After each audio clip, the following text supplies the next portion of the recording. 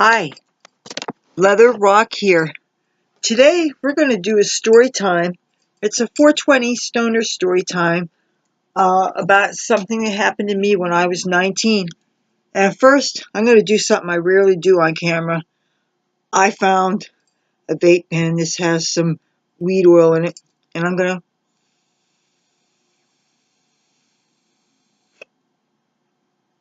to take a hit.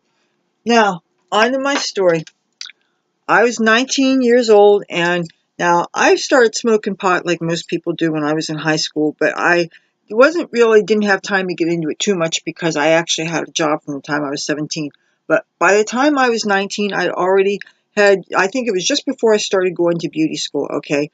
And in my hometown, there was a shopping mall shaped like a ship. And one time I was there, and I used to like to hang out at this video arcade, and it was called Spaceport. And I used to like go there and listen to heavy metal music and go with a sack of weed. It was like 2 fingers in a sandwich baggie, you know. And I remember it probably was close to closing time. And so I was there hanging out. I wasn't in the arcade. I was like hanging out. I don't know what part of the mall, but I heard a alarm, you know, one of those theft alarms, and it was all the way down at the other end of the hall of the mall that I was in, and I was really, really, really, really, really stoned, and I didn't realize it was a theft alarm. I actually thought it was an air raid siren. I figured this was civil defense siren it was going on, and nobody had cell phones then. There was a payphone down like in the middle of the hall, and I did have a bunch of dimes in my purse, and I was really, really embarrassed. I'm thinking, oh my God, I heard this and I didn't realize it was a theft alarm. I thought that the Russians were coming. I literally, honest to God, thought that, and I was so embarrassed. I'm thinking, I'm going to have to call home. My mom's going to answer, of course, because, you know, she didn't work then. And I'm going to tell her that, first of all, I'd have to come clean to her. I have to say, Mom, I know you don't want to hear this, but I just smoked a couple of bowls with my friends. And then I heard the civil defense sirens go off.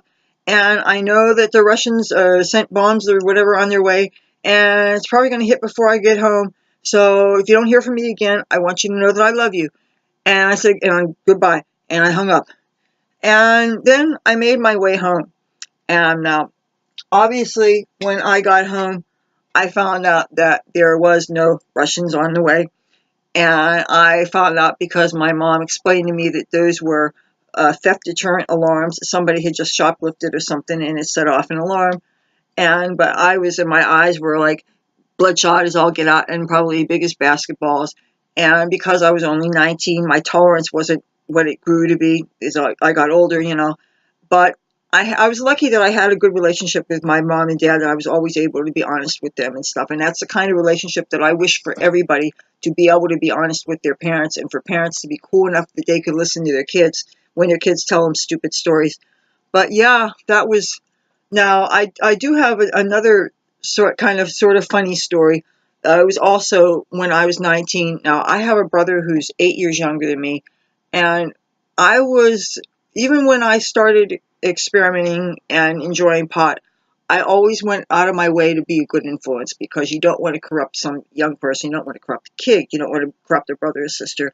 And I was always on my best behavior when I took my brother around, which I didn't get a chance to do too much, because shortly after 1920, then I went off to California. But while I was still in town, I occasionally got to hang out with my kid brother. And one time we were in the same shopping mall. And I'm trying to think if I could have been stoned this time. Yeah, I think I was, because people like to play at the video arcade, and he liked to play whatever games that he was playing, and I went off with people I knew, and you know, and I got with my brother, and we're hanging out and stuff, and I said, let's take a shortcut. So we went in one of those stairwells, and of course as soon as we got in the stairwell, me and my kid brother, and the door locked and it locked. And I'm thinking, oh, shit. And I'm thinking, we're locked in here. We're going to be locked over all night. Me and my kid brother. how the hell am I going to explain this to mom and dad?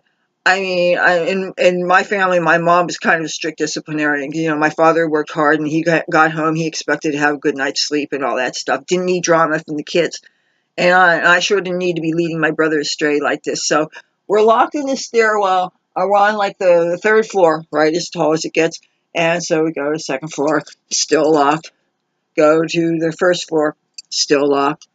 And there's no, they don't really have a basement because it's built, actually, it's on a pier.